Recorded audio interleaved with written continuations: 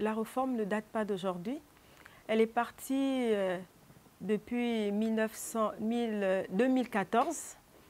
Elle était déjà jusqu'au niveau du Conseil d'État.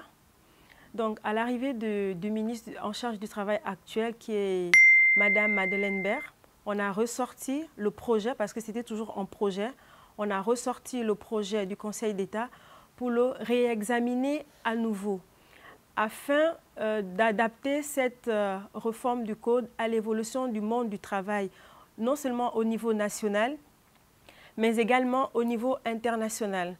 Parce qu'il faut partir du fait qu'au niveau national, nous avons des pratiques qui n'étaient pas codifiées et au niveau international également.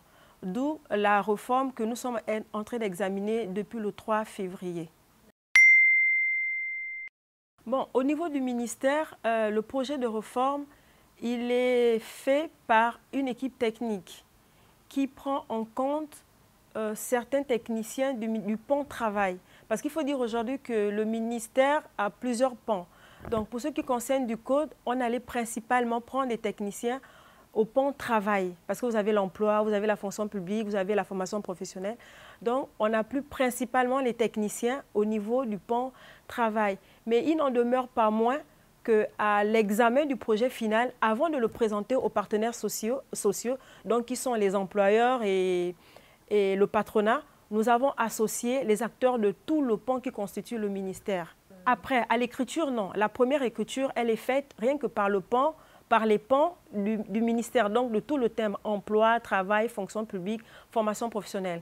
Donc, dès qu'on a terminé ce travail, on doit le soumettre aux partenaires sociaux pour prendre les avis, d'où la consultation tripartite qui a eu lieu en août 2019. Déjà, je vous dirais que le mot ne s'y est pas dans le contexte qui a prévalu, parce qu'on a récolté les avis des uns et des autres lors des concertations. Donc, le travail qui s'est fait après n'incombe pas au gouvernement. La restitution, par exemple, aux syndicats de base, n'incombe pas au gouvernement. Ce n'était pas à nous, gouvernement, d'aller expliquer aux travailleurs qui n'étaient pas présents. Est-ce que ce n'était pas une mauvaise interprétation des dispositions? À aucun moment, ils sont venus vers nous, nous demander on nous parle de telle disposition, on ne la comprend pas bien, ou bien est-ce que vous pouvez nous éclaircir? Il aurait fallu qu'eux, ils viennent vers nous, mais ce travail ne s'est jamais fait. Au début, c'était difficile, les 2 premiers jours, le lundi et le mardi, parce qu'il fallait accorder les parties sur beaucoup de modalités, sur beaucoup de dispositions. Mais depuis mercredi, les choses vont dans le bon sens pour tout le monde. Nous sommes en train d'aller dans une plénière très constructive. Chaque partie apporte du sien pour avoir un code du travail qui répond vraiment aux exigences nationales et internationales. Je peux vous dire qu'on aura un bon code. L'ambiance est vraiment sereine. Pour beaucoup de cas, l'administration ne se défend même pas. Eux-mêmes, ils trouvent même les raisons. Aujourd'hui, ils arrivent même à accepter certaines différences par rapport aux explications qui leur sont apportées, soit par la partie patronale, soit par la partie employeur. Ils arrivent à s'accorder facilement et les choses se déroulent mieux qu'on le pensait.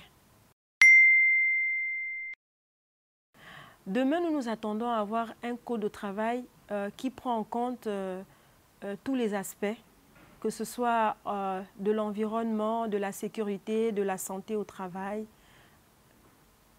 et avoir en gros de bonnes conditions de travail.